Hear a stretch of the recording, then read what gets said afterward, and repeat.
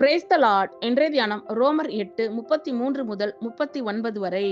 தேவன் தெரிந்து கொண்டவர்கள் மேல் குற்றம் சாட்டுகிறவன் யார்? தேவனே அவர்களை நீதிமான்களாக்குகிறவர். ஆக்கினைக்குள்ளாக தீர்க்கிறவன் யார்? கிறிஸ்துவே மரித்தவர், அவரே எழுந்தும் இருக்கிறவர், அவரே தேவனுடைய வலது பாரிசத்திலும் இருக்கிறவர், நமக்காக வேண்டுதல் செய்கிறவரும் அவரே.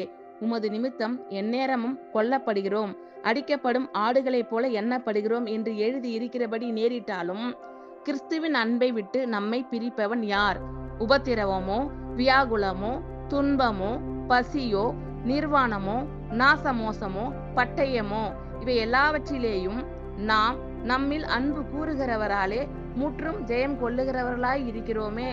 மரணமானாலும் ஜீவனானாலும் தேவதூதர்கள் ஆனாலும் அதிகாரங்கள் ஆனாலும் வல்லமைகள் ஆனாலும் நிகழ்காரியங்கள் ஆனாலும் வருங்காரியங்கள் ஆனாலும் உயர்வானாலும் தாழ்வானாலும் வேற எந்த சிருஷ்டியானாலும் நம்முடைய கர்த்தராகிய கிறிஸ்து இயேசுவில் உள்ள தேவனுடைய அன்பை விட்டு நம்மை பிரிக்க மாட்டாது என்று நிச்சயித்திருக்கிறேன்.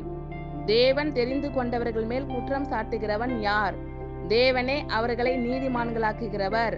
ஆக்கினைக்குள்ளாக தீர்க்கிறவன் யார்?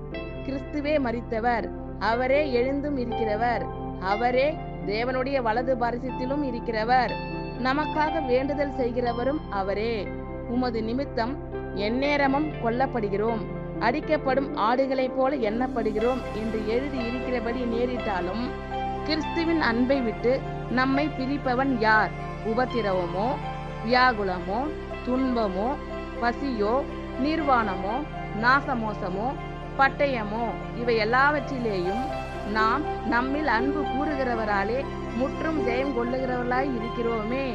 மரணமானாலும் ஜீவனானாலும் தேவதூதர்கள் ஆனாலும் அதிகாரங்கள் ஆனாலும் வல்லமைகள் ஆனாலும் நிகழ்காரியங்கள் ஆனாலும் வருங்காரியங்கள் ஆனாலும் உயர்வானாலும் தாழ்வானாலும் வேறெந்த சிருஷ்டியானாலும் நம்முடைய கர்த்தராகிய கிறிஸ்து இயேசுவில் உள்ள தேவனுடைய அன்பை விட்டு நம்மை பிரிக்க மாட்டாது என்று நிச்சயித்திருக்கிறேன்.